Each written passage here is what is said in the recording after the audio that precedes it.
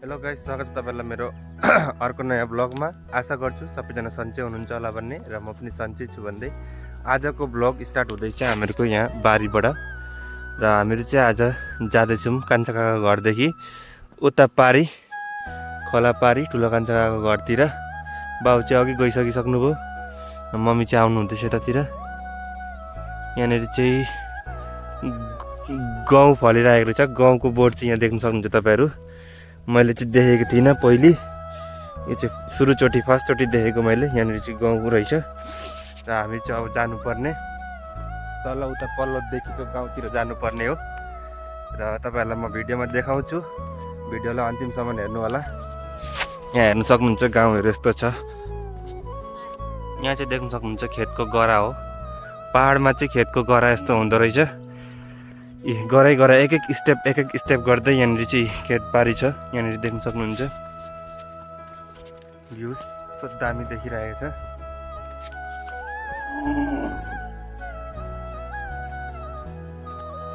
उता अगाडि चाहिँ मम्मी आउनु हुँदैछ।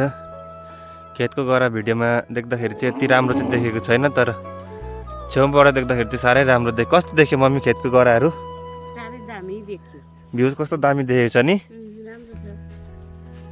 पहाडहरू कत्रो अग्लो अग्लो, घरहरू मसिनो देखिन्छ। पारीको त घरहरू नै मसिनो देखिन्छ, भिडियोमा देखिँदैन। यहाँदेखि चाहिँ देख्न सक्नुहुन्छ पहाडको घरहरू मसिनो देखिरहेको छ।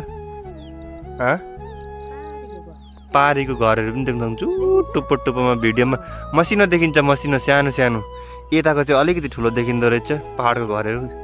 टाढाबाट देख्दाखेरि त मसिनो देखिँदैछ, तर छेउबाट त ठिकै नै देखिरहेको छ। र बाउ चाहिँ उहाँ झोली तुम्ली बोकेर हिँडिसक्नुभयो र हामी पनि यहाँनिर अब हिँड्दैछौँ झोला बोकेर। साह्रै गाह्रो हुँदो रहेछ, यस्तो बिजोग हुँदो रहेछ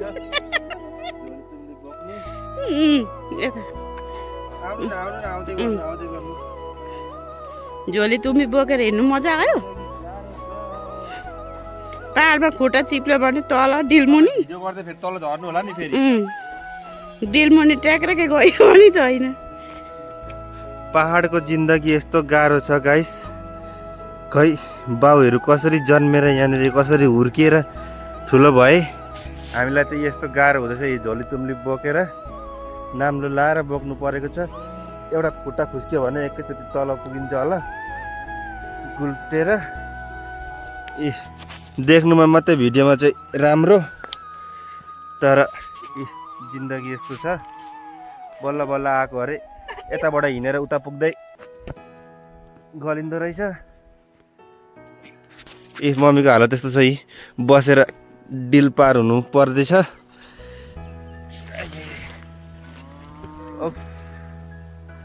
गलेर हिर्कै भयो हो। म कति बजी पुगिने हो पनि, घर पुग्दा त एक पुरान जाने रहेछ।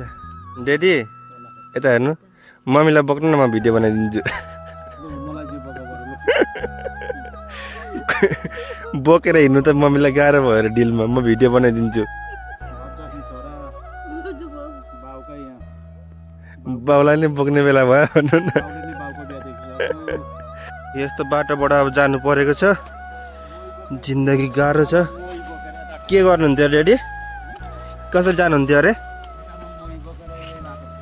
ठेकामा मै बोकेर यो बाटो हिँड्नुहुन्थ्यो? त्यतिखेर कस्तो थियो यो बाटो? जङ्गल थियो होला है झन्। अब यो बाटो पुगेपछि चाहिँ तल खोला आयो। खोला पार भएपछि चाहिँ काकाहरूको घर ठ्याक्क पुगिन्छ, ठुलो कान्छा काकाको घर। खोला पार हुने बित्तिकै त के पुगिन्थ्यो, अझै अलिकति हिँड्नुपर्छ। यस्तो छ हालत। झोला बोकाइ, ब्याग झोला। म चाहिँ भरिया भएको छु।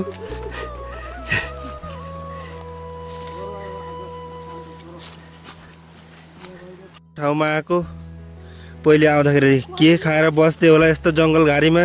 पहिलेले अब भाग्यमा लेखेकै रहेछ यस्तै भएर बुहारी भएर यहाँ बसेर खानु मन त म त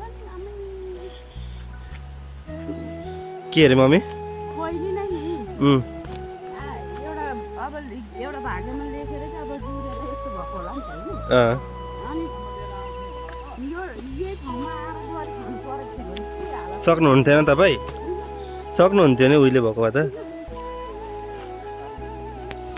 यहाँ मम्मीको चाहिँ भनाइ सुन्नु हुँदैछ होला तपाईँहरूले। भनाइ सबै रेकर्ड गर्दैछु म यहाँ। के अरे रेडी?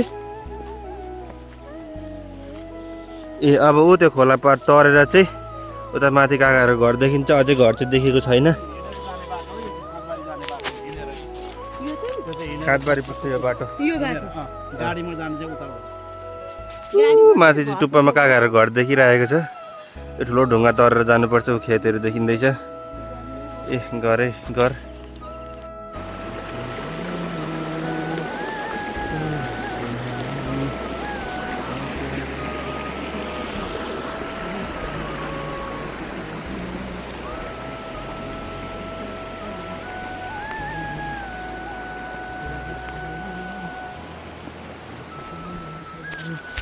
हामीहरू चाहिँ खोला तरिसकेको छौँ। खोला तरेर चाहिँ यहाँनिर देख्न सक्नुहुन्छ यत्रो ठुलो ढुङ्गा। यहाँ चाहिँ पहिलेको कथा सुनाउँदै हिँड्नु हुँदैछ ड्याडी।